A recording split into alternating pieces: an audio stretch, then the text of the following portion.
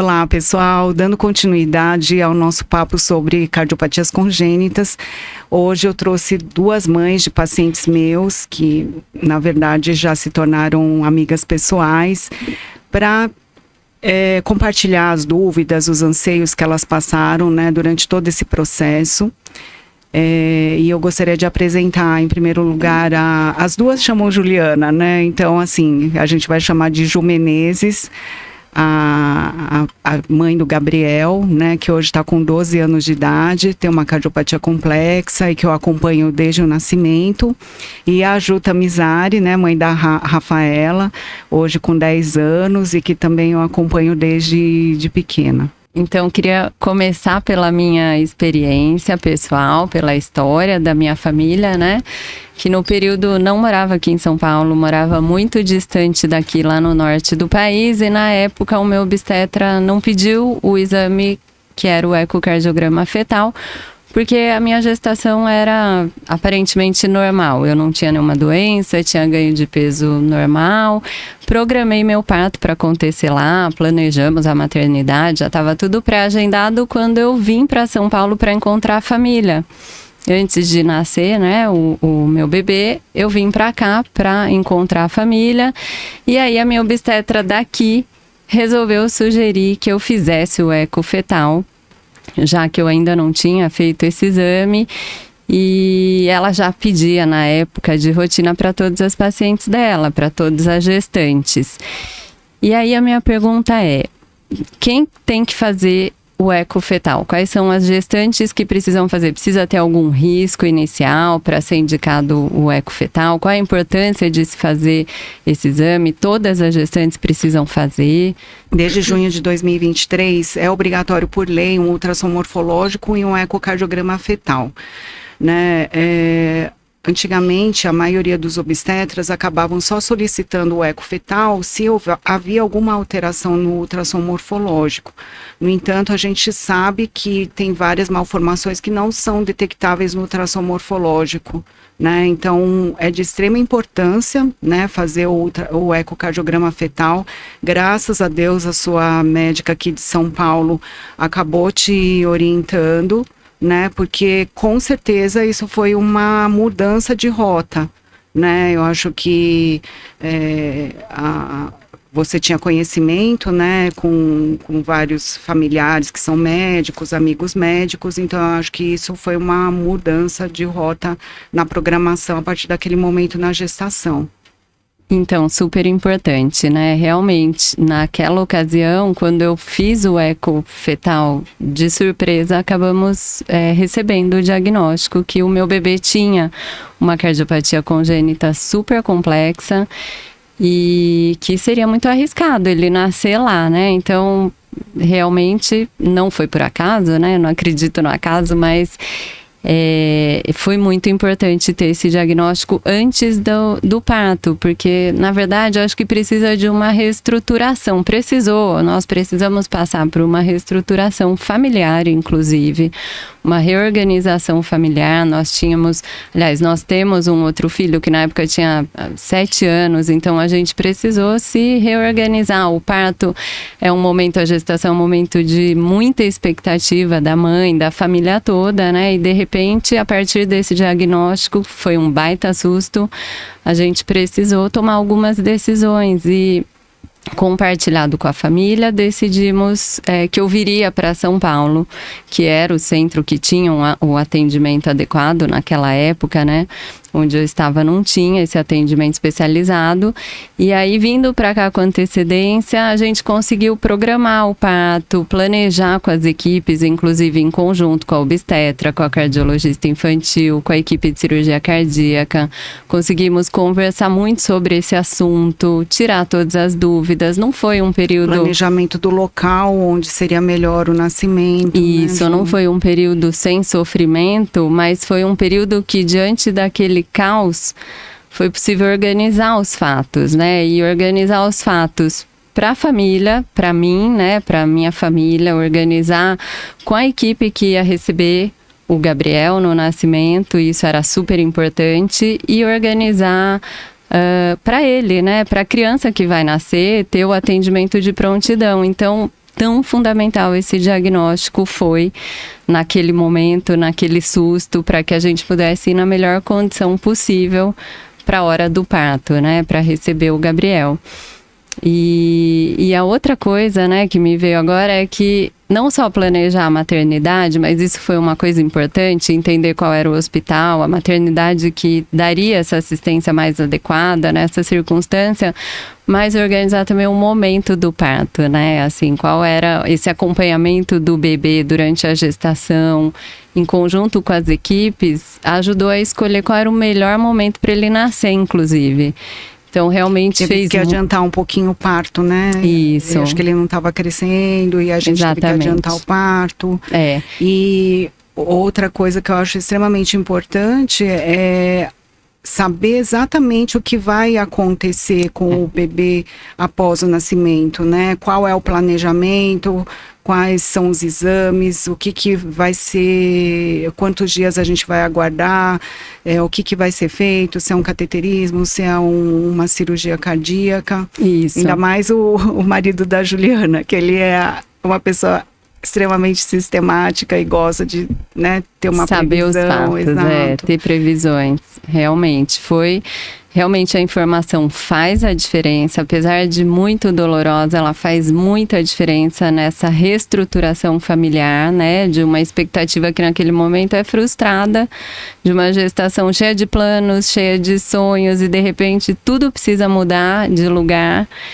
E esse planejamento, ele faz muita diferença e o diagnóstico precoce salva vidas, né, doutora? Então, realmente muito fundamental que todas as gestantes tenham esse acesso. Principalmente nessas cardiopatias críticas, que dependem de uma intervenção logo após o nascimento, né? Porque o ideal é que o paciente vá para a cirurgia ou o procedimento pelo cateterismo nas melhores condições clínicas, antes da descompensação, né? É o que eu falo, quando o paciente está grave, está instável, ninguém tem dúvida que alguma medida precisa ser tomada, só que a criança vai numa condição muito pior, né?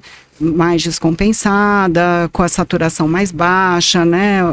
Todos os órgãos já têm algum grau de sofrimento. Então, a gente tem a possibilidade de uma programação e que seja feita nas melhores condições possíveis. Sim. Né? É um prazer estar aqui com vocês nessa tarde de hoje, né?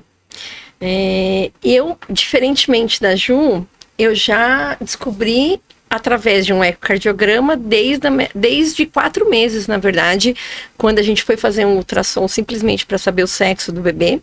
E já descobrimos que tinha alguma coisa errada na anatomia do coração da Rafa. E aí aguardamos 22 semanas, fizemos o ecocardiograma fetal e descobrimos a cardiopatia. Descobrimos sim que era uma cardiopatia severa, que iria necessitar de cirurgia, mas ao mesmo tempo fomos assim um pouco desamparados. A gente sabia dos exames, fizemos os exames, mas nós não tivemos o acompanhamento médico do que seria dali para frente. Fizemos o exame, e agora? Você precisa procurar um cardiologista, você precisa procurar um cirurgião. Que passos você precisa fazer? Diferente da Ju, que teve o bebê dela assistido no nascimento, para nós foi indicado assim: se dirige a um bom hospital, a um hospital que a criança vai ter o recurso da cirurgia, só que, chegando lá, a equipe médica vai decidir o que vai acontecer. Então, nós ficamos um pouco, assim, perdidos, né, com as informações. E aí a dúvida era, toda criança, após o exame, precisa, óbvio, né, constatado que a criança vai ser cardiopata, que é uma cardiopatia grave, que a gente descobriu que era uma cardiopatia grave, porque a médica nos disse, mas não nos deu, na verdade, o direcionamento a partir do exame. Olha, a partir do exame, a partir do descobrimento da cardiopatia, agora vocês precisam trilhar esse caminho. Então, no meu caso, faltou essa informação. A gente começou a ter essa informação depois do nascimento mesmo. Quando ela já estava no hospital, e aí conheceu a senhora, conheceu toda a equipe, né, que depois fez a cirurgia nela, e aí passou a ter um direcionamento. Então, faltou o caminho a seguir, acolhimento, né? né? Esse acolhimento no pré e durante, né? Todo esse processo aí do parto.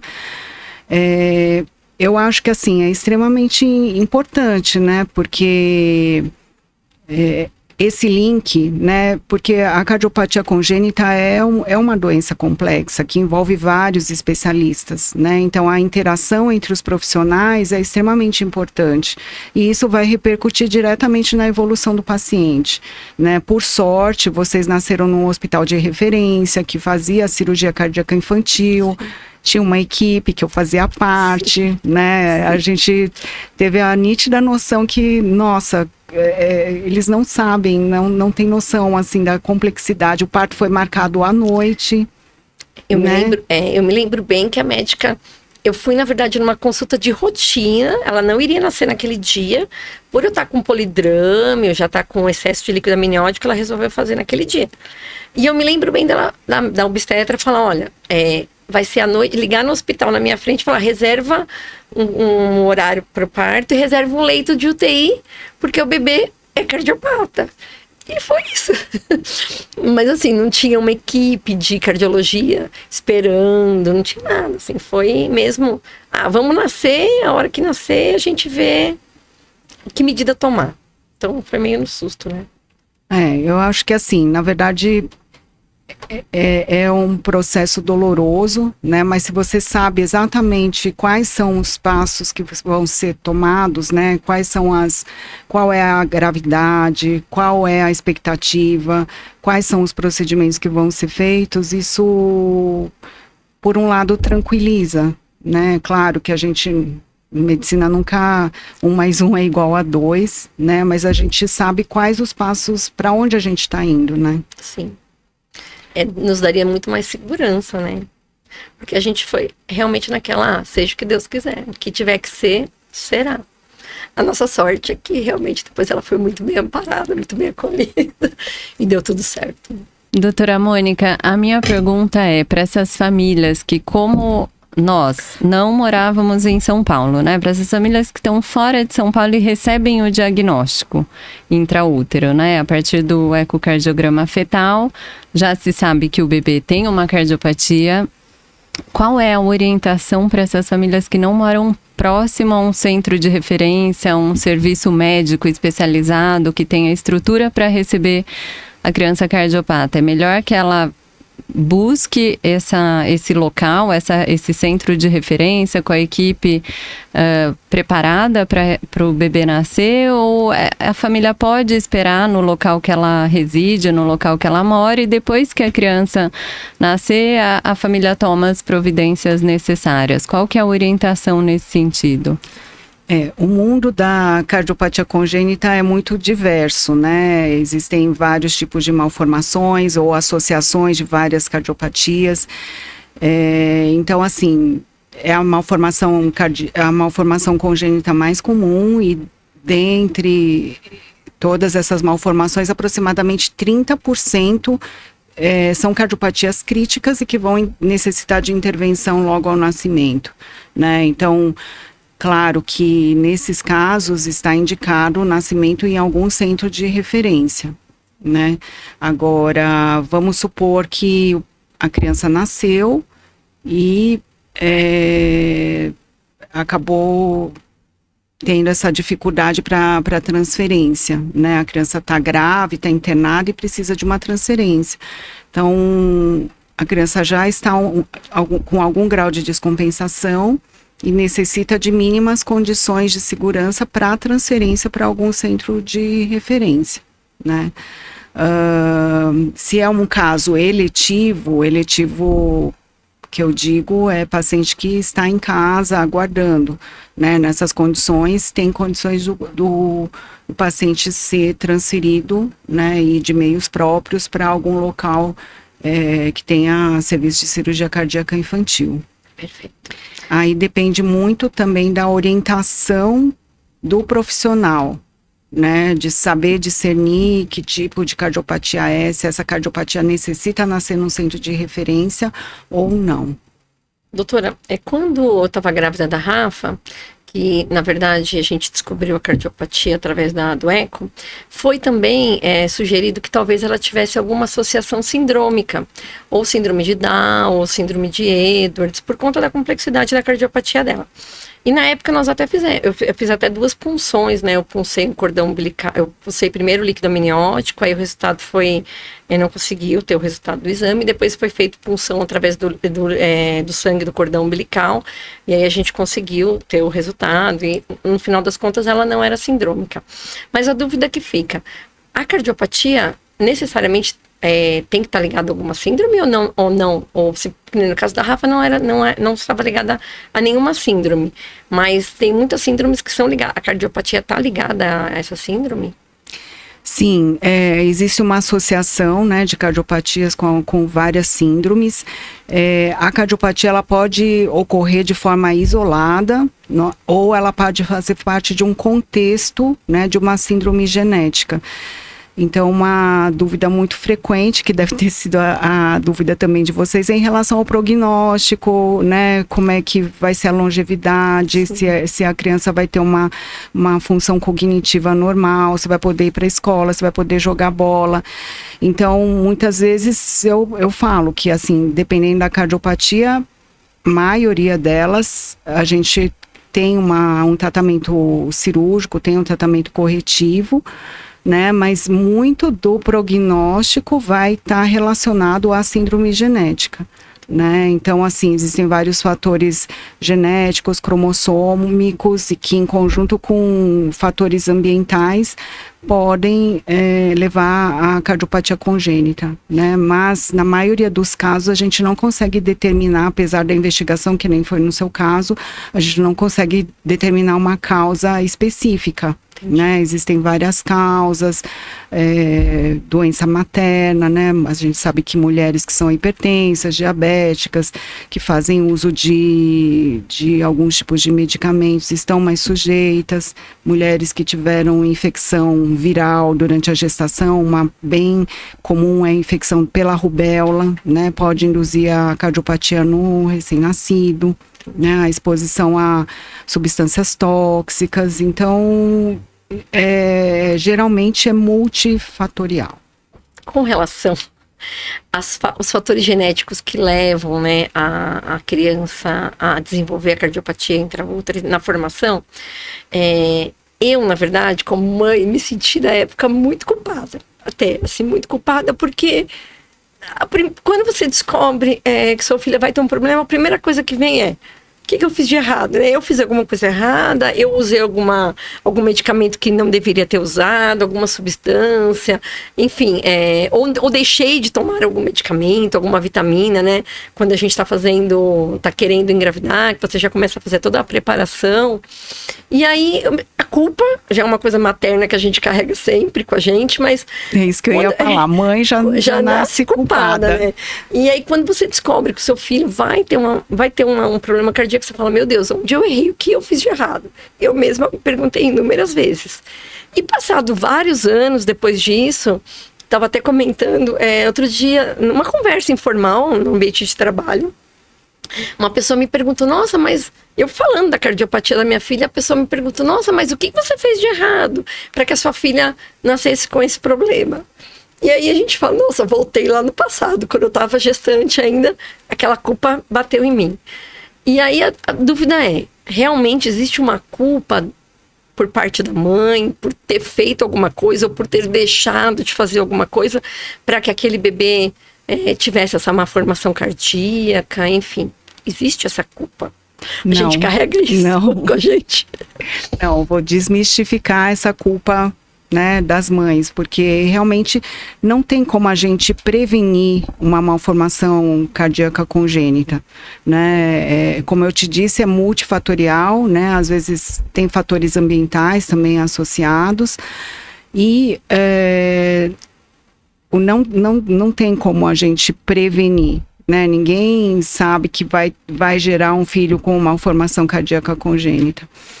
Então, a importância do diagnóstico fetal é justamente tudo isso que a gente já conversou, né? Proporcionar, saber exatamente qual é o diagnóstico, qual vai ser a programação, né? Procurar os profissionais adequados, né? Procurar um centro de referência, procurar apoio, né? Procurar os grupos de apoio, né, ou um apoio psicológico particular, ou grupos de apoio, né, pessoas que estão passando pela mesma situação, ou que já passaram anteriormente, né. Então, pode tirar essa culpa, Ju, não tem... Porque, olha, mesmo a gente sabendo, passando tantos anos, tudo, né, mas ainda, quando alguém toca nessa ferida, parece que aquilo reacende de novo dentro da gente. E aí você fica se perguntando, né, aonde foi que eu errei? Eu acho que a mãe nasce com a culpa e quando o filho nasce, nasce junto o medo, né? Porque a gente passa por períodos de muita aflição, de muito medo, de muita preocupação. E eu vejo assim, no nosso caso, né? O nosso filho, eu não sei quantas cirurgias ao todo ele vai fazer, mas até aqui ele já passou por 6 procedimentos cirúrgicos, né? Alguns menos difíceis, outros muito difíceis. Então, e passou, e deu tudo certo, e ele tá super bem, quer dizer, tá ótimo. Mas por que isso acontece, doutora Mônica? Por que algumas crianças precisam operar só uma vez e fica tudo bem? Outras, como no nosso caso, precisa passar por vários procedimentos cirúrgicos e ainda não sei quantos mais ele vai precisar. E algumas crianças não precisam nem operar e tá tudo bem também. Por que existe essa diferença nos tratamentos, né? Cada criança é de um jeito ou é a cardiopatia que é diferente? Qual é essa diferença na conduta, na condução de cada caso? Eu acho que essa dúvida é gerada justamente, né, por saber da experiência de famílias que estão passando pela mesma situação.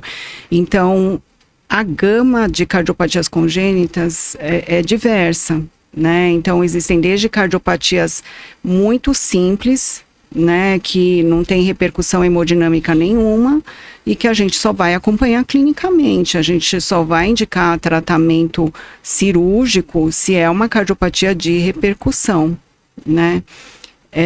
Por outro lado, existem cardiopatias que são completamente corrigíveis, né, através da cirurgia. E por isso tem uma idade, tem uma condição clínica adequada, né, para que seja feita essa correção total. Pode ser feita tanto no período neonatal de recém-nascido, quanto numa idade um pouquinho mais avançada, mas na maioria dos casos é dentro do primeiro ano de vida, né? E tem aquelas cardiopatias mais complexas, né, que é o caso do Gabriel, que é o caso da Rafa, que são cardiopatias que o tratamento é feito de forma estadiada, né? Então não dá para corrigir tudo de uma vez, né? E a gente tem que fazer a correção através de estágios. E o que eu falo, né, mesmo que tenha completado o tratamento, a gente nunca pode dizer que um paciente que foi operado do coração nunca mais será operado do coração, né? É um paciente que tem uma vida muito próxima do normal, né? Na maioria das vezes, como os filhos de vocês, mas é um paciente que tem que estar sobre vigilância constante, né? Tem que fazer exames periodicamente, passar no médico periodicamente, né? Por essas avaliações e esses check-ups. Certo. Essa é uma dúvida, porque assim, nós acompanhamos a Rafa desde o nascimento e já estamos há 10 anos, né? Acompanhando todo, primeiro era mensal, depois semestral, agora é anual. A dúvida a Rafa já tem 10 anos e vamos acompanhá-la até quando, doutora, com você? Assim, a gente vai continuar com esse acompanhamento da Rafa eternamente, assim, enquanto houver vida, haverá acompanhamento? Essa é a dúvida, a gente para tem que sempre, estar sempre doutora Mônica. Para sempre, doutora Mônica. Não, ela vai precisar, né, de um acompanhamento a vida inteira, né? Claro, ela tem uma vida pessoal, né, atividade física, cognitiva muito próxima do normal, mas graças a todo esse cuidado, né? Então é sempre uma eterna vigilância, né? Ou seja eu, ou seja outro cardiologista infantil, ela vai precisar de acompanhamento o resto da vida, porque a qualidade de vida dela vai depender, né, desse acompanhamento bem feito.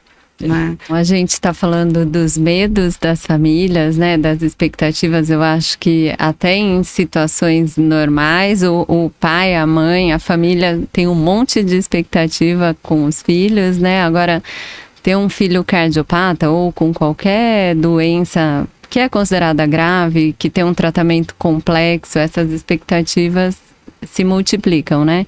E tem sempre uma sensação de preocupação mesmo, as expectativas, né? Então, como é que meu filho vai nascer? A gente já falou um pouco sobre isso. Será que ele vai sobreviver a tantas cirurgias cardíacas, né? Que é um procedimento complexo. Será que ele vai ter uma vida normal? Será que ele vai para a escola? Será que ele vai fazer atividade física? Será que ele vai chegar na vida adulta, né? Será que ele vai poder brincar com as crianças como todos os outros amiguinhos, né? Então, acho que são sensações e pensamentos que vivem na nossa cabeça, né? No meu caso, o Gabriel com 12 anos, eu precisei de tempo para ver, né? Ele evoluir. Então, a cada etapa que ele passava, a gente ia se tranquilizando. Acho que isso precisa de um tempo mesmo, né? Pra gente ter algumas respostas. Agora, a minha pergunta é a seguinte: o que a gente sabe, né, sobre isso? O que a gente já tem sobre as crianças que nasceram com cardiopatia congênita, nesse sentido de longevidade, de qualidade de vida? E uma outra pergunta é: será que a criança cardiopata, quando adulto, se ele tiver filhos, o filho também tem o risco de nascer com cardiopatia congênita? Vamos lá, muito complexo, mas claro, é uma expectativa, né, do casal em relação como é que vai ser, né? Ele vai sentar, né? Vai conseguir comer, né? Vai conseguir sentar, vai conseguir andar, vai conseguir ir para a escola. Eu imagino a emoção de vocês. Sim. O primeiro dia que eles foram para a escola. Sim. Né? Podendo ir para a escola, ter uma vida muito próxima do normal. É uma coisa que, bom, vocês já me conhecem, eu sempre falei, né, que isso seria possível, que isso seria viável, que a gente estava trabalhando por isso. Né? O Gabriel, por exemplo, ele... a parte neurológica é uma coisa que preocupou durante um período, mas né, a plasticidade do cérebro da criança é muito grande, né, e são crianças extremamente estimuladas. Sim. Então, assim, ele tem uma qualidade de vida muito próxima do normal. Sim. Né? Então, em relação a ir para a escola, fazer atividade física, ir para a faculdade, né? Eu, ano que vem, vou fazer 30 anos de subespecialidade, então eu já tenho pacientes já mais velhos, né? Que o Gabriel e a Rafaela, então assim, já tenho pacientes que já estão formados, né? Já estão na faculdade, tem uma paciente que se formou em medicina, vai fazer pediatria e depois quer fazer cardiologia pediátrica, e...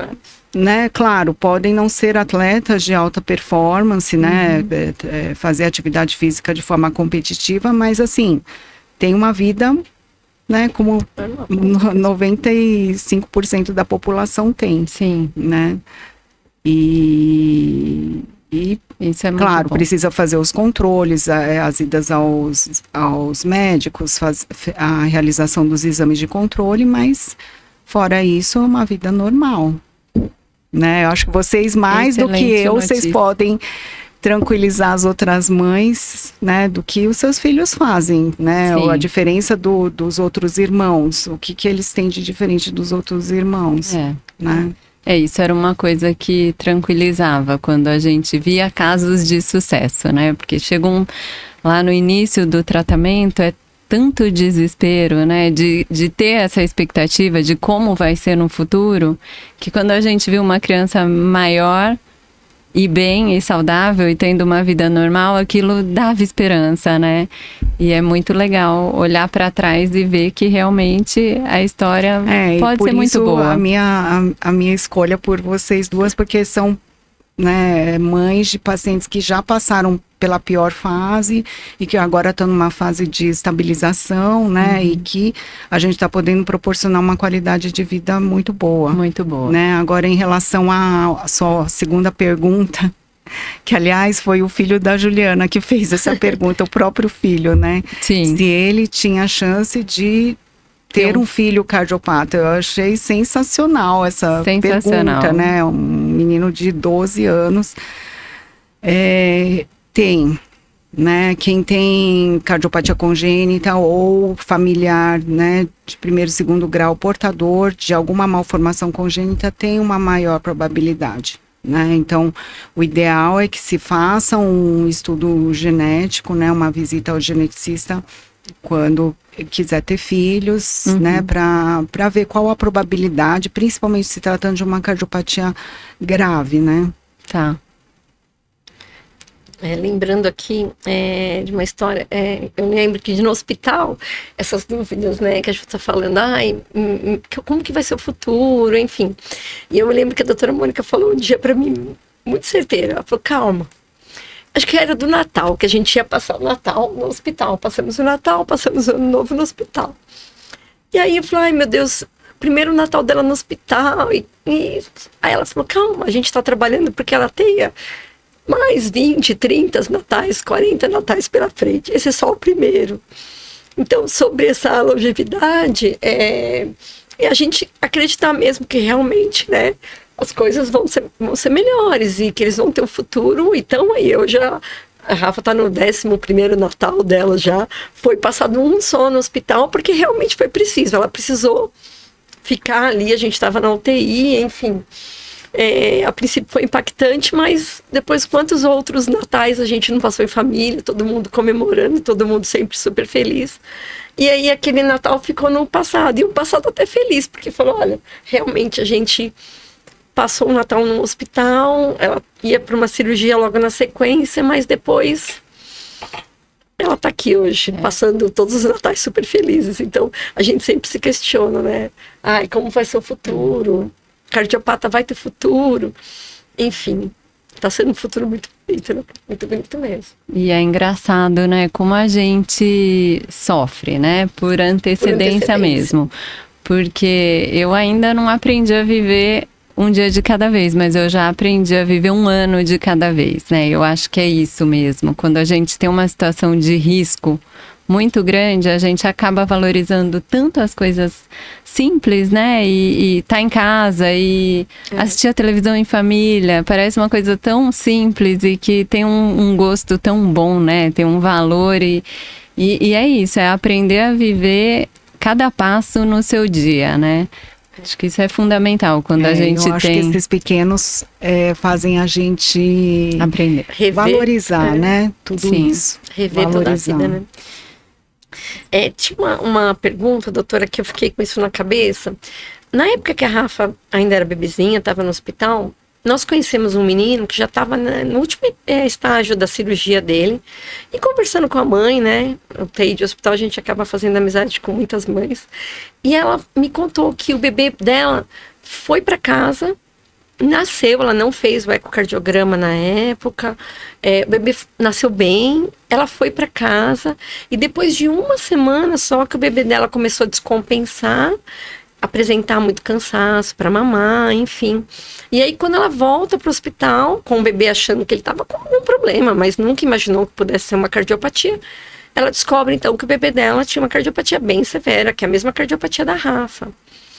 E aí a gente conversou, nossa, mas como assim, né? Você chegou a ir para casa, seu bebê ficou uma semana em casa, depois que apresentou problemas. E assim, agora, doutora, tem uma forma, mesmo que a pessoa não faça o ecocardiograma, tá? A mãe não teve condições, ou não foi instruída, enfim, teve uma gravidez aparentemente normal, nasceu, e aí no hospital é feito o ecocardiograma ou tem algum outro exame que é feito para saber se a criança nasce com uma cardiopatia? Ali no momento, né? Sim, eu acho que isso foi mais de 10 anos atrás, né, Ju? Não, porque a Rafa, ele já tinha 3 aninhos quando a Rafa nasceu.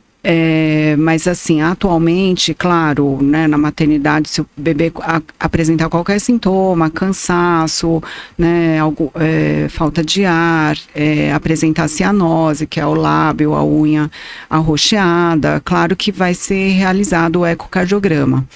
Mas atualmente é obrigatório, por lei, um teste que se chama teste do coraçãozinho. Né? Então, é um teste que é feito justamente para detecção precoce. Então, entre 24 e 48 horas após o nascimento, né, é feita a mensuração da saturação no bracinho direito e o pezinho direito ou esquerdo, né?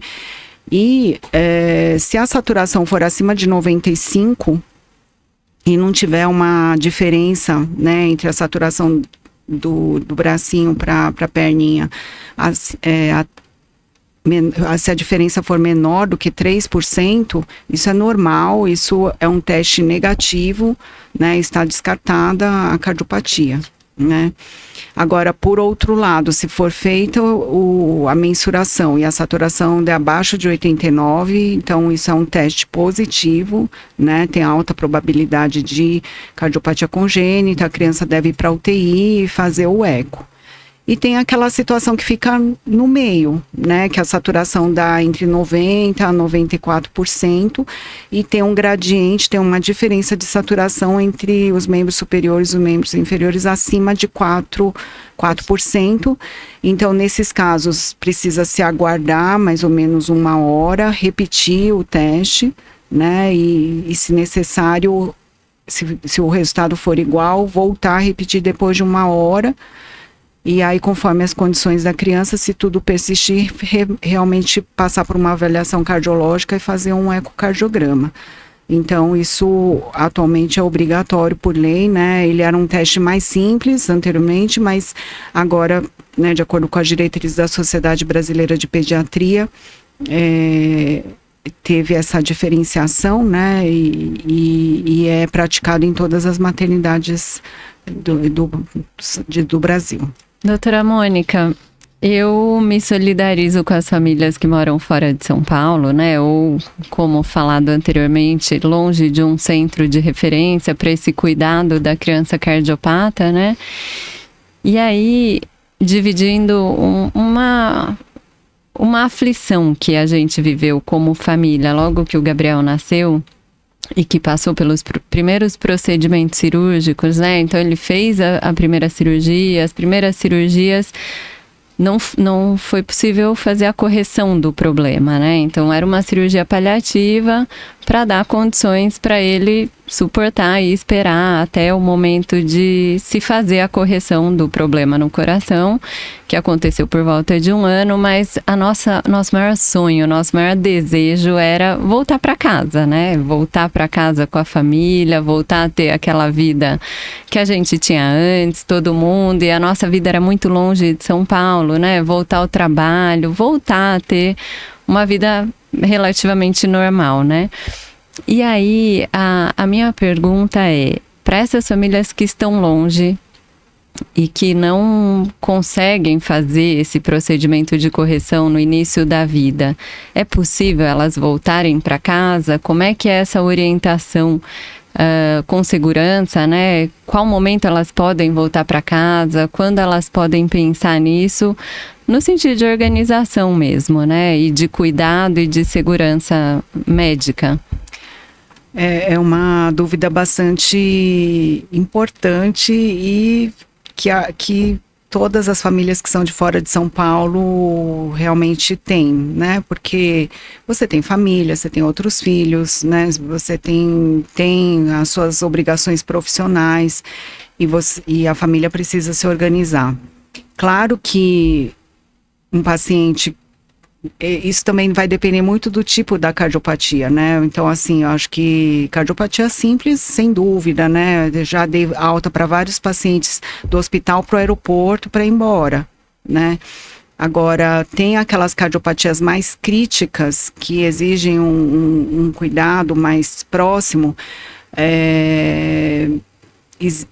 O ideal é que a criança volte ao seu estado de origem, né? Quando ela tiver uma estabilidade clínica, né? Todas as medicações estão ajustadas. Então, o que eu sempre peço é, saiu de alta, volta no consultório em 7 a 10 dias, né? Para a gente reajustar as medicações, porque dentro do hospital é uma situação totalmente diferente da situação em casa, né? Então, principalmente as medicações da pressão, né? Como é que vai ser a aceitação alimentar do bebê, ajuste de diuréticos, e aí, nesse período, a gente vai ver se realmente a criança vai ficar bem em casa.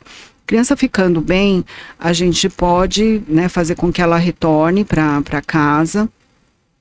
E a gente tem, graças a Deus, a gente tem vários colegas espalhados pelo país, né? Então, na maioria das vezes, dá para a gente encaminhar para um colega de confiança, né? E a gente fica de stand-by, né? Ou, às vezes, dependendo da cardiopatia, até um bom pediatra é capaz de fazer esse acompanhamento e a gente fazer o acompanhamento à distância e pedir para esse paciente retornar a cada 4 a 6 meses para reavaliação. Né? Mas é claro que na situação da Juliana, que acabou ganhando, foi a doutora Mônica que eu convenci ele a vir para São Paulo. Ah, sim. Agora a gente não tem mais esse problema, mas só lembrando que ela não me deixou voltar para casa. E até mesmo, eu que sou de São Paulo, não era de outro estado, nós tivemos, eu lembro de você falando assim pra gente, tenham que ter paciência, vocês só vão para casa realmente quando a Rafa estiver bem, quando vocês se sentirem confortáveis de cuidar dela, porque não adianta também querer ter pressa da alta hospitalar, ir para casa, chegar em casa e o bebê apresentar desconforto, sofrimento e precisar retornar, né, na emergência do hospital. Aí você chega no hospital, às vezes não tem vaga por algum motivo, sendo que você estava super bem instalada lá, o bebê estava sendo cuidado. Então, houve todo esse cuidado antes da alta hospitalar, né?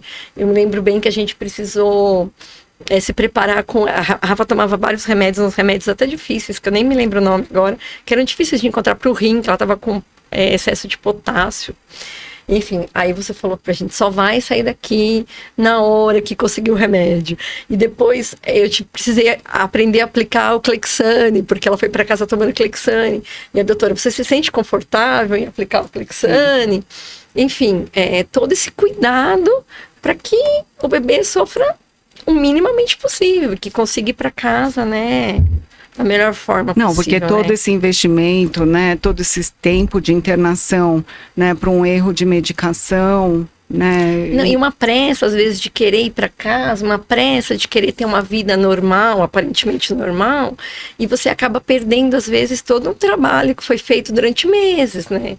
Por uma pressa que, às vezes, 1, 2 semanas, 1 mês a mais no hospital, vai fazer uma diferença no futuro, para que a criança tenha um futuro tanto que melhor, né? Tanto que a gente fala até hoje, né, lá em casa. Confia no que a doutora Mônica diz. Eu também. Aceita. Confia que ela sabe o que ela tá Aceita, falando. porque ela não fala besteira. Não tá falando besteira, Mas exatamente. você contando agora, Ju, nossa, me veio assim, eu lembro exatamente a roupinha que ela foi de alta. Que ela foi embora de bailarina, nossa, linda. Eu guardei a roupinha dela até hoje, da alta hospitalar, porque eu não guardei o primeiro macacão, porque ela não usou o macacão, ficou muito tempo na UTI, né? Sim. E aí, quando teve a alta hospitalar, eu falei, essa roupinha que eu vou guardar. Foram 5 meses e 5 dias no hospital. Isso foi ótimo. E a gente realmente questiona muito, né? Sim. Você fala, não, por quê? Tô vendo... E aí tem um comparativo, né? Que a gente comentou agora um pouquinho. Sim. O bebê fulano já foi embora. Operou rápido, foi embora. E aí eu me lembro uma coisa que você me falou muito. As coisas ficaram muito guardadas na minha cabeça. Ju, não compara. Cada bebê é um bebê. Cada história é uma história, cada bebê evolui de uma forma. Tanto que até quando outras mães virem questionar sobre a sua filha, você fala, mas assim, sem comparação, a minha ficou tantos dias, foi tanto... Porque assim, cada bebê é uma história, cada criança reage de uma forma. Então, essa forma comparativa, às vezes, acaba, ao invés de ser bom, acaba sendo ruim, porque você acaba, né, trazendo aflição para outras famílias que estão passando por um problema pior que você, ou você fica aflita de ver outras famílias talvez indo embora, enfim. eu guardei isso. Cada caso é um caso. Agora, eu como médica, eu queria fazer uma pergunta para as duas. Vamos lá. Porque a gente falou muito assim do preparo pré-natal, né? Como é vocês que enfrentaram, né, internações muito prolongadas e muito difíceis, né? Como é que foi ser mãe de UTI, né? Onde vocês arranjaram forças para lidar com tudo isso, Olha, né? eu vou falar aqui, foi uma coisa totalmente diferente da minha filha. Eu tive uma primeira gestação, que foi a minha filha mais velha, Beatriz, que eu falo que a Bia nem gripe pegava. Então, ela era um bebê muito saudável. Eu fui raramente ao hospital, nunca foi internada na vida. E aí, de repente, você se depara numa UTI que eu nunca tinha ido numa UTI. Eu nunca tinha ficado internada, a não ser pela primeira gestação que eu tive. E aí, de repente, eu tô numa UTI. Eu vou ser sincera, o primeiro dia foi um choque. Pós-parto, você com os hormônios bagunçados, cesárea, tendo que visitar o bebê na UTI, vendo ela lá naquela, né, cheia de fios, enfim, monitoramento, tomando medicamento, sorinho, enfim. Foi impactante. Eu, por não ser da área médica, não ter esse... Mas com o passar dos dias... Não é uma questão da gente se acostumar, mas você vai vendo a evolução da criança e você vai vendo que tudo que está sendo feito para ela, em prol dela, para ela sair melhor, mesmo que aquilo te sofra, né? Porque às vezes você fazia algumas coisas que você fala, meu Deus, mas é gratificante, assim, você vai vendo a evolução da criança, porque, olha, eu lembro que quando ela chegou do centro cirúrgico, era uma outra bebê, meu Deus, inchada, peito aberto. Ela ficou 8 dias com o peito aberto. A gente vendo aquele... Eu achei que nunca, imagina, eu consegui ver um coração batendo, aquele peitinho aberto. Aquele fio do marca-passo aqui do lado de fora, né? Você fala, meu Deus, ela tá com marca-passo externo, não sei. Era uma coisa muito surreal, muito diferente de tudo que eu já tinha vivido na vida. Mas, por um outro lado, a gente queria forças. Que não sei de onde, a gente queria essa força. E você vai se acostumando, e as enfermeiras também, os médicos, as enfermeiras, todo mundo da UTI vai te dando aquele apoio, né? E você vai vendo que você não é a única também, porque quando você descobre a cardiopatia, você acha que só você está sofrendo com aquilo. Você fala, nossa, só minha filha, por que minha filha? Por que comigo? E aí você entra numa UTI de hospital, você fala, mas só minha filha. Olha quantas crianças estão aqui, né? E assim, quantas crianças estão melhores, estão evoluindo. E aí você fala, a minha também vai conseguir. Você vai criando forças e vão passando os dias. E aí o que tira um medicamento aqui, tira outro medicamento lá, começa a amamentar. E você vai vendo a evolução da criança, desinchando, ganhando peso. E eu vou falar. Cada coisa é uma vitória, né? Cada coisa é uma vitória. Cada dia que eu chegava naquela UTI era uma vitória. No caso da Rafa foram muitas vitórias. Alguns momentos você dá um passinho para trás, aí você fala, meu Deus, tudo de novo. Mas vamos acreditar. Não, eu lembro de você certo. me perguntando, doutora, existe perspectiva de algum dia a gente ir para casa? A gente ir para casa, porque chegou a Rafa, além de... ela teve aquele... até esqueci agora. Quilotórax. Teve quilotórax. E aí eu me lembro que uma criança de 2 meses e meio mamando molico. Eu falava, meu Deus, aquilo era água pura, porque não... Eu falava, o que é o molico? Molico, né, não tem nada. Como essa criança vai se alimentar? Mas aí eu me lembro da senhora e do pediatra, que era o Dr. Nelson, não sei se pode falar, mas falando, calma, confia. Se ela tá tomando molico é porque é o que ela precisa e ela vai ter as substâncias necessárias, os nutrientes necessários para ela evoluir. E realmente foi. E realmente ela foi. E aí ela ia pro quarto, a gente comemorava, fazia festa. Fizemos festa de 1 mês, 2 meses, 3 meses, enfim, foi uma alegria. Não é fácil, mas... Não, e a filhinha da Ju, a Rafa, ela é mestiça, né? Mas ela é muito japonesinha, muito, né, Ju? Muito. Aí eu falava, eu vou catar essa menina, e vou lembrar. Ninguém vai falar que é a sua filha. Aliás, até hoje, ninguém fala que é minha filha. Rafa Shimoda. Rafa Shimoda. Enfim, mas é isso. Agora a experiência da Ju. No meu caso, diferente da Ju, eu já tinha uma experiência com UTI como profissional, porque eu sou nutricionista de formação e logo que eu me formei, há 23 anos atrás, eu fui trabalhar numa UTI pediátrica como nutricionista da UTI pediátrica e tinha cirurgia cardíaca, mas há muito tempo atrás as coisas eram um pouco diferentes. E naquela época eu não tinha, né? O Gabriel, claro, ele tem 12 anos. Eu, junto com uma colega e com o nosso chefe, a gente foi designado a cuidar das crianças com cardiopatia congênita, ambulatorialmente, fazer a terapia nutricional das crianças com cardiopatia congênita. Então, eu tinha muito contato com situações muito graves e quando eu recebi o diagnóstico, foi um impacto tão duro, porque eu só me lembrava dos casos mais difíceis, mais complexos e que não deram certo. Era aquilo que vinha na minha cabeça. Eu falava, mas não é possível que eu vou passar por isso, né? Depois de quantos anos? Depois de uns 5, 6 anos que eu não trabalhava mais nessa área, já não estava mais em São Paulo, né? Esse trabalho foi aqui, no começo da minha profissão. Aí eu fiquei grávida de uma criança com cardiopatia congênita. Nossa. E aí, na UTI, eu criei um bloqueio como paciente. Então, eu paralisei. Eu simplesmente paralisei como paciente. Eu ouvia sobre a gravidade, sobre a complexidade, sobre as intercorrências, e eu fiquei paralisada. Nem eu acredito, assim, acho que eu tinha tanta dificuldade para aceitar aquela situação difícil que eu ouvia, assim, mas eu me sinto hoje, olhando para trás, eu me vejo um pouco paralisada naquela situação, até que a coisa clareasse, né? Até que a história ficasse um pouco mais tranquila, que era muita mudança para mim. Eu ainda sofria a mudança de não estar na minha casa, então também tinha um sonho de voltar para casa e eu ficava pensando assim, meu outro filho que era pequeno, né? Eu pensava assim, será que eu vou poder assistir televisão em casa com a minha família reunida? Era uma coisa tão boba, né? Mas que era a minha vontade na época, e porque parecia que era tão distante aquilo acontecer, tão distante, né, da coisa ficar um pouco mais tranquila, de corrigir a cardiopatia, era tão complexo, né? E então eu me sinto, quando eu olho para trás, eu acho que eu fui uma mãe, né, de paciente um pouco paralisada, assim, eu tinha que aceitar.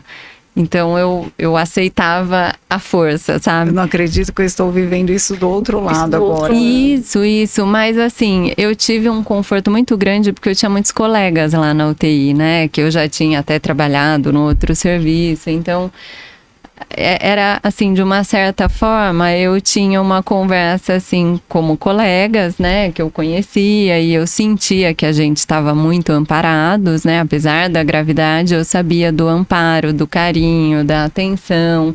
Eu me sentia relativamente à vontade, né? Ali naquele ambiente que não era tão novo para mim. Era novo como paciente. E eu vou dizer para vocês, assim, como nutricionista, que já dei aula de nutrição materno-infantil e ensinava sobre banco de leite, a minha experiência pessoal, eu falava, meu Deus, o livro não é bem assim. Cadê a parte didática? Não é assim que funciona, né? Falei tudo mentira, que era fácil, e não era. Porque eu também vivia esse lado de ter que vivenciar, extrair o leite materno, porque eu queria amamentar E é aquilo, né? O plano mudou. Tudo mudou, tá fora do meu controle e é melhor eu aceitar, né? Mas graças a Deus, a gente teve um suporte médico da doutora Mônica, de uma equipe muito comprometida, assim, muito comprometida com a verdade. Que na época doía ouvir. Mas que isso, sem dúvida, trazia muita segurança, assim. Eu sabia que aquilo era a verdade. Então, quando estava tudo bem, também era a verdade, né? E isso... as mães falam, né? Que pelo meu semblante já dá para saber. Já dá para saber que se dá para relaxar mas eu acho ou que não. Uma característica, assim, da família de vocês duas é assim. Primeiro, eu estava vendo seu colar, a fé. né? Eu acho que vocês têm uma fé e uma crença muito grande, né? Independente de religião ou o que seja. Uma unidade familiar, né? Que deu todo o apoio, né? E assim, parceria total, né? Com a equipe médica. Porque quando isso acontece, tudo flui, né? De uma maneira... né? O que eu acho, assim, é um caos, sem dúvida, para a família lidar. Mas quando existe essa organização, essa unidade, essa parceria, essa confiança, né, que é tão importante, a gente consegue organizar os fatos, né? Não deixa de ser dolorido e nunca deixará. Mas se pisa com um pouco mais de segurança, né? Se aprende com o dia de hoje, aprende a saber esperar. Não tem resposta para hoje, para muitas situações, né? Então, sem vocês dúvida. como familiares e nós como médicos também, né? Sim. Tem hora que a gente tem que acelerar, tem hora que tem que tirar o pé e esperar, e a criança tem o seu tempo. Né? Muito bom. Eu acho que uma coisa que a gente tem, assim, tem em comum é sempre ter tido o amparo da doutora Mônica em todas as circunstâncias. Eu me lembro, desde o primeiro dia, que como a gente não tinha uma equipe por trás, então a doutora Mônica foi a primeira médica que mostrou pra gente, olha, desenhou, literalmente do desenho, guardei por um bom tempo, depois acabei que eu não sei onde eu pus, mas ela desenhou como era o coração da Rafa, o que ia ser feito naquele momento, naquela primeira cirurgia, porque embora a gente soubesse de nomes, né, é isso, mas a gente não sabia de fato. E a doutora Mônica, desde o primeiro dia, a Rafa volta da cirurgia, eu me lembro que nós chegamos no hospital 10 horas da noite, a médica que estava fazendo todo pós-cirúrgico, fazendo todo o acompanhamento ali, estabilizando ela, é a doutora Mônica. E eu me lembro do meu marido, que foi muito até assim, espontâneo. A hora que ela veio, ela já estava estabilizada, ela veio comentar com a gente. Eu me lembro do meu marido abraçando a doutora Mônica no meio da UTI, assim, tipo, obrigada, deu tudo certo, a cirurgia, agora a gente vai esperar. E a doutora Mônica ficou até assim meio, porque a gente foi tão espontânea, a gente estava tão, assim, emocionado, embora ela tivesse toda inchada lá, enfim, tinha acabado, né, de chegar do centro cirúrgico, mas aquilo foi uma vitória. E depois disso a gente nunca mais soltou a mão da doutora Mônica. Quando ela teve alta, a doutora Mônica falou, vocês fiquem à vontade para acompanhar com quem vocês quiserem, né? Aí a gente olhou e falou, não tem outra pessoa para ser, não ser a doutora Mônica. E aí, passaram-se 10 anos, a gente chega no consultório, mas no passado, lá atrás, um pouquinho antes da última etapa cirúrgica, ela falava, Rafa, a saturação tá baixa, vamos fazer isso, vamos fazer aquilo, tá inchadinha. Então, só de bater o olho na Rafa, ela já conseguia... Obrigada. Ela já conseguia entender o que estava acontecendo, né? Tamanha a competência, o amor, o cuidado, né? Que ela tem com os pacientes dela e com a gente também. É demais. É demais. Doutora, uma dúvida que sempre me surge, as medicações, né? Que nem a Rafa hoje toma só 2 medicações, mas quando ela saiu, ela teve alta hospitalar, ela tomava acho que 8 medicamentos, se eu não me engano. E aí ocorreu algumas vezes dela ter vômito, assim, que ela tomou medicação. Ou então, acontece de eu ter esquecido. Acabamos saindo de casa para algum passeio, alguma coisa, não levei determinado medicamento. O que eu faço? Após o vômito, eu volto a medicar a criança, ou não medico, ou eu esqueci aquele horário, eu pulo, o que eu faço? Porque a gente sabe que o medicamento tem que ser bem controlado, porque era diurético, é remédio para pressão, anticoagulante. Eu morro de medo de errar, mas assim, já aconteceu, né? Então eu fico sempre na dúvida. Não, isso acontece com qualquer um, né? Porque... né, você não dorme direito, você tá cansada, você tem os seus outros afazeres. Isso aconteceu com você e com quase todo mundo, né? Ou deu 2 vezes a mesma medicação, né? Porque o vidro é semelhante, ou esqueceu de dar. Então, assim, claro que logo após o procedimento cirúrgico, o coração ainda está se readaptando à nova situação. Então, é bem o que você falou, a criança sai da internação tomando muitos remédios, né? E no decorrer do acompanhamento, a gente vai diminuindo, vai tirando, né? Então, logo após a alta, claro que é importante tomar no horário, né? Não fugir muito dos horários, né? Se você esquecer de dar, né? Procurar dar sempre logo que você se lembrar, e aí você ajusta o horário, né? Conforme o horário que você começou a dar, e aí você ajusta o intervalo. E aí, no dia seguinte, você vai puxando os horários até regularizar e ser aquele horário de base que você estava dando a medicação, né? Se a criança vomitar, o ideal é você esperar ela melhorar, né? Ver se ela não vai voltar a vomitar, porque a gente não sabe o quanto da medicação foi absorvida, né? Então, ver no próximo horário se a criança está bem, se ela está se alimentando normalmente, aí administrar a medicação, né? Numa fase de maior estabilidade, ter ficado sem uma dose não vai causar grande repercussão. Entendi. Né? Agora sim, as medicações anticoagulantes, né? Se você esquecer um dia, geralmente não tem problema, mas assim, se você der a medicação dobrada, né? Ou der em intervalos mais frequentes, aí a criança pode ter algum sinal de sangramento. Isso é uma coisa que preocupa mais a gente. Tá, perfeito. E ainda pensando nas famílias que estão longe da sua equipe assistencial, né? Sua equipe de apoio. E até mesmo aquelas que moram próximo, mas a gente sabe que depois de uma internação prolongada, de muito estresse durante a internação, muitas vezes a família não entende bem as orientações de alta, né? Então, são tantas informações novas quando a gente vai para casa com a criança, sob cuidados, horário de medicações, quais sinais a gente precisa observar, que seria interessante entender o que a família precisa prestar atenção em casa com a criança que ainda não teve o tratamento de correção completo. O que ela precisa prestar atenção para procurar o médico, procurar o cardiologista ou até procurar uma emergência, se for o caso. Quais são os sinais de alerta que a família precisa ter isso bem claro quando leva a criança para casa nessa situação?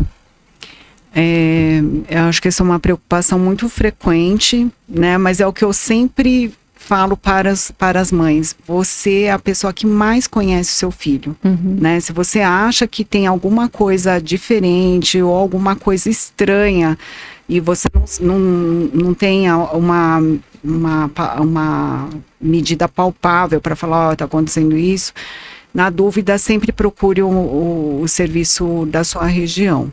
Né? Então, pode variar desde sintomas, assim, ou a criança está muito sonolenta, né, letárgica, ou a criança está muito agitada, sinais de desidratação, né, a moleirinha, bebezinho pequenininho, né, que toma diurético, toma medicação vasodilatadora, a fontanela pode estar mais funda, né, não ter saliva na boca, né, ou não está urinando direito, ou o padrão respiratório da criança que está muito rápido ou muito devagar, né, a cor da pele, né, aquela cor mais pálida, acinzentada ou as extremidades frias. Então, assim, geralmente quando são pacientes de outros estados, a gente sempre orienta qual serviço de referência que ela deve procurar numa situação como essa. E a gente sempre se coloca à disposição para estar orientando o médico na cidade de origem. Doutora, só para finalizar, depois de um período longo de internação, e a criança estando bem, estando estável, algumas famílias às vezes se sentem com vontade, né, de dar uma relaxadinha, dar uma descansadinha e acabam querendo viajar um pouquinho, né, para poder curtir também a criança, enfim. Alguns acham complicado, mas tem família que quer. Eu, por exemplo, quis viajar com a Rafa, a gente quis viajar também para minha outra filha poder dar uma descansadinha, né?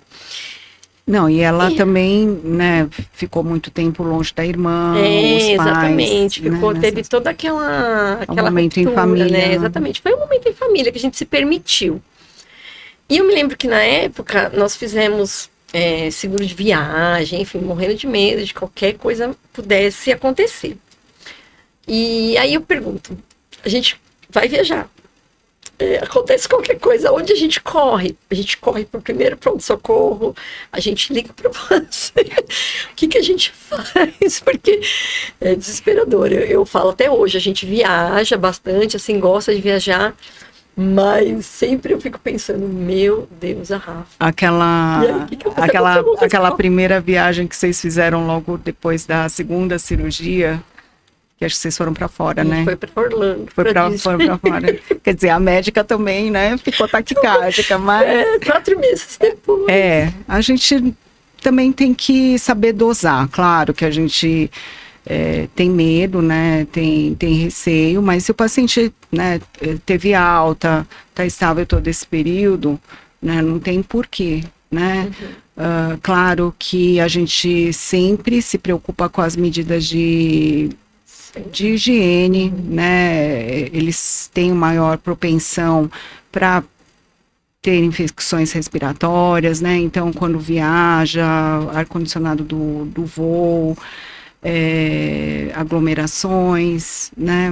Mas a família, estando consciente, tomando todos os cuidados, a gente também precisa viver, né? Então, eu acho que é uma parceria, né? Claro, não é 100% de segurança que não vai acontecer nada, mas se acontecer é justamente isso que vocês fizeram, nunca viajar sem seguro-saúde, né, se procurar algum serviço a gente está à disposição, né, porque a gente também precisa viver, né, e proporcionar essa experiência também para a família, eles consigam, né? Também, né, ter esse momento de lazer, né, saber que a vida também pode ter prazer, né? Não precisa ser só dor. Que a vida não é só hospital, ir no consultório médico, fazer exames, não é? Mas agora, na última viagem que nós fomos, né? Que eu me machuquei, que eu quebrei meu braço. E eu pensei, ainda bem que fui eu. Não foi ela. Porque nós duas caímos juntas. Mas eu me machuquei gravemente. Mas ela, graças a Deus, ficou bem. E a Rafa tomando marevã. E a Rafa tomando marevã. E andando de patinete elétrico com a mamãe aqui. E a mamãe estourada. Não. Mas, enfim. É isso aí. Tudo deu certo, né, Tudo deu certo. Muito bom. Muito bom. Nossa gratidão para sempre com a doutora Mônica. Eu que agradeço. Eu já falei, tudo que ela pedir, a gente não fala não. A gente não fala não, a gente faz. Simplesmente. E é uma verdade. Super obrigada pela presença de vocês. Eu acho que o compartilhamento desses sentimentos, dessas ansiedades, eu acho que é uma coisa comum, né? E eu acho que é super importante as mães que estão passando por essa situação inicial, né? Da notícia, da primeira cirurgia, saber que tem uma perspectiva, né? O que eu sempre falo, o caminho não é suave. Não. Né? Mas que vão ter todo o apoio, que a gente está ali junto e que a gente, né, com as ferramentas que a gente tem, a gente vai fazer o nosso máximo, né? E o resultado é só uma consequência, né? Muito bom. E saber que o nosso caminho é árduo, né? É difícil, mas assim, quando a gente tem uma profissional que é competente, que sabe exatamente aquilo que está fazendo, que nos ampara, nos apoia, a gente está muito mais bem alicerçado e muito mais bem estruturado para seguir o nosso caminho, porque o caminho vai ser tortuoso, mas se você tem alguém ali para te dar, né, o local para você, olha, é difícil, mas se a gente for juntos e caminhar todo mundo junto, vai ser bem melhor para todos. Esse é o nosso papel, E a doutora Mônica é esse caminho suave, assim, que tenta amenizar o nosso caminho mais árduo, transformá-lo num caminho mais seguro e mais tranquilo de seguir, né? Muito obrigada. Eu que agradeço.